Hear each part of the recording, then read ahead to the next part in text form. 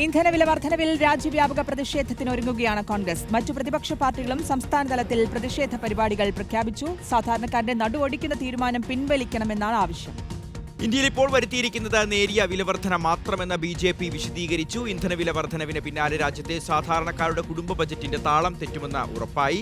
പശ്ചിമേഷ്യൻ പ്രതിസന്ധിക്ക് ശേഷം വിലക്കയറ്റം 3.4% ഉയർന്നിരുന്നു. അടുത്ത 3 മാസത്തിനുള്ളിൽ ഇത് 5%-ലെത്താൻ സാധ്യതയുണ്ട് എന്നുള്ളതാണ് വിലയിരുത്തൽ. അതിൽ പാലോട് വിവരങ്ങൾ നൽകും. അതിൽ ഗുഡ് മോർണിംഗ്. അപ്പോൾ വലിയതരത്തിൽ ഈ ഒരു വിലവർധന പൊതുജന ജീവിതത്തെ തന്നെ ബാധിക്കും, സാധാരണക്കാരന്റെ പോക്കറ്റ് കീറും, അതിൽ യാതൊരു സംശയവുമില്ല. എങ്ങനെയാണ് ഇനി വരും ദിവസങ്ങളിൽ പ്രതിഷേധം ആലോചിക്കുന്നത്? BJPയുടെ വിശദീകരണം എന്താണ്?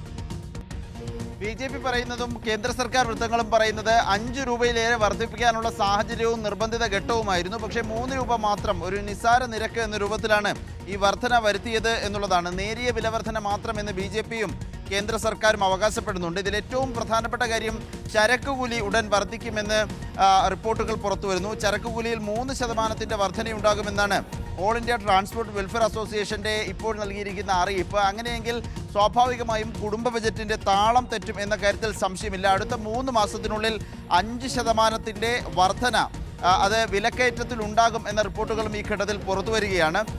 മറ്റൊരു തിരിച്ചടിയാകട്ടെ, ഇനിയും പ്രതിസന്ധി തുടരുകയും പശ്ചിമേഷ്യൻ പ്രതിസന്ധി സംഘർഷം ഈ അവസ്ഥയിൽ തന്നെ തുടരുകയും ഈ ക്രൂഡ് ഓയിലിൻ്റെ വില അന്താരാഷ്ട്ര വിപണിയിൽ വർദ്ധിക്കുകയും ചെയ്താൽ ഇനിയും വില വർദ്ധിക്കാൻ ഇടയുണ്ട് എന്ന റിപ്പോർട്ടുകൾ എണ്ണ കമ്പനികൾ കൂടി പങ്കുവയ്ക്കുകയാണ്. ഒപ്പം ഡോളറിൻ്റെ മൂല്യം ഇന്ത്യൻ രൂപയിൽ 96.14 ഇടിഞ്ഞത് ഇന്ത്യക്ക് വലിയ തിരിച്ചടിയാണ് എന്നതുകൂടിയുണ്ട്. ഏതായാലും ഈ സാഹചര്യങ്ങൾക്ക് മുൻനിർത്തി വലിയ പ്രതിഷേധത്തിന് ഒരുങ്ങുകയാണ് കോൺഗ്രസും പ്രതിപക്ഷ പാർട്ടികളും. രാജ്യവ്യാപക പ്രതിഷേധത്തിലേക്ക് കോൺഗ്രസ് പോകുമെന്ന വിവരമാണ് ലഭിക്കുന്നത്. ഒപ്പം പ്രതിപക്ഷ പാർട്ടികൾ സംസ്ഥാന തലത്തിലുള്ള പ്രതിഷേധ പരിപാടികളും പ്രഖ്യാപിച്ചിട്ടുണ്ട്.